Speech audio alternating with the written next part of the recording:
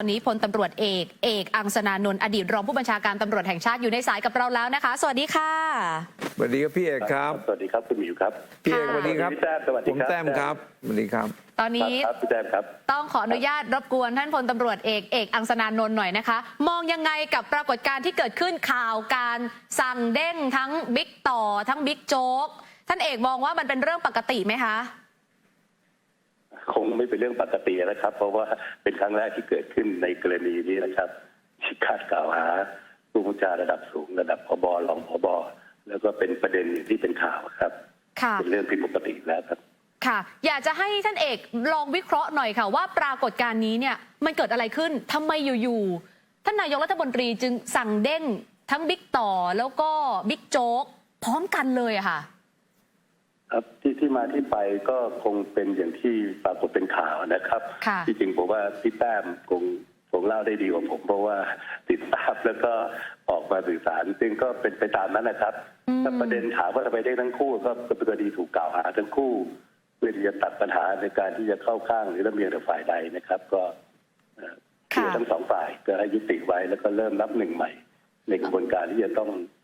สอบทานหรือมีกระบวนการที่ยังติดใจสงสัยในเรื่องต่างๆเกี่ยวกับกรณีทั้งหมดนะครับ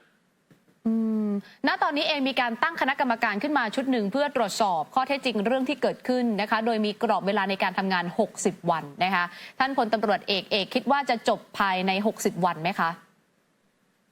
ผมฟังท่านวินัยสัมภาษณ์นะครับก็ฟังดูเหมือนว่าท่านก็พยายามจะทำให้ดีที่สุดแต่ว่าเรื่องนี้ก็เป็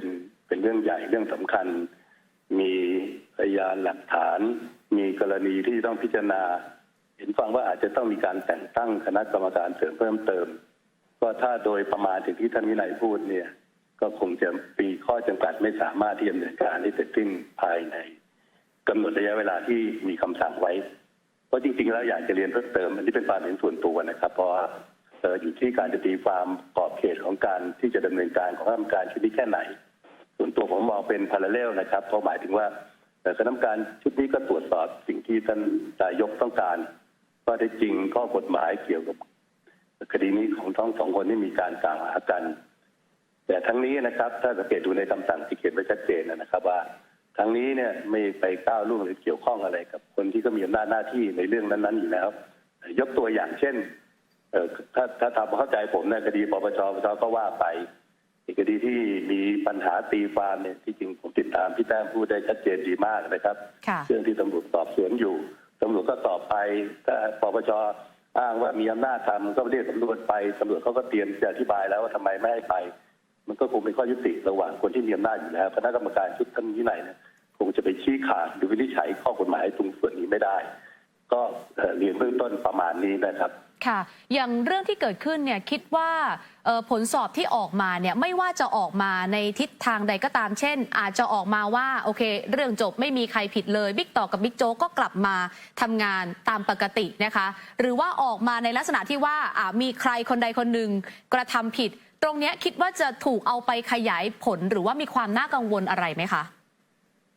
เป็นความเห็นส่วนตัวความเข้าใจผมนะครับคณะกรรมการที่ไม่มีหน้าที่ไปตรวจสอบผิดถูกเพราะเรื่องนี้ที่กล่าวหากันเนี่ยเป็นคดีอาญาเริ่มต้นคดีอาญาตามวิอาญาก็ต้องดำเนินการไปจะยุติได้ก็ต้องเป็นไปตามที่กฎหมายกำหนดนะครับ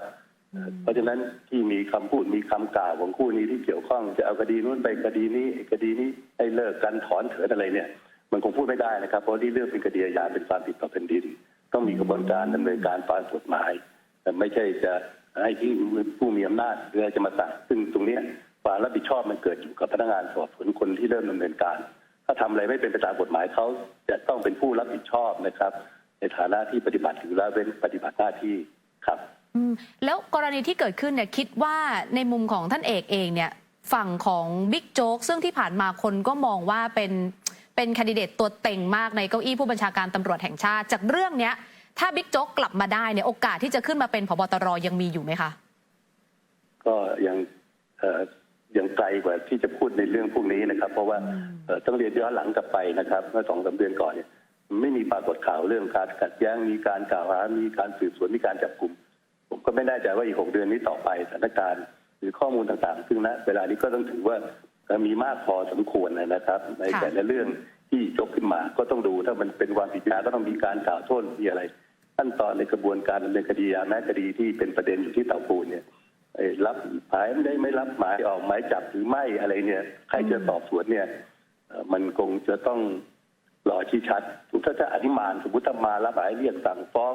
ตำรวจฟ้องอัยการไม่ฟ้องขอความเป็นธรรมมันจะมีกระบวนการที่เกี่ยวข้องแล้วอยากจะเรียนนะครับถ้าโอเคตั้งสมมติฐานหรือมีความเข้าใจหรืออาจจะเป็นไปได้จริงว่าอาจจะเกี่ยวข้องกับเรื่องเตะประกาศขายอะไรก็ตามอันนี้ก็ต้องพิจารณานะครับเพราะว่าจริงๆแล้วเนี่ยการพิจารณาแต่งตั้งพบตรเนี่ยมันอีกเรื่องหนึ่งเลยซึ่งกฎหมายให้อำนาจท่านนายกเป็นผู้มีอำนาจที่จะคัดเลือกเสนอรายชื่อให้เข้ากตรพิจารณากตรก็ต้องพิจารณาตามกฎเกณฑ์นะครับที่พูดกันจน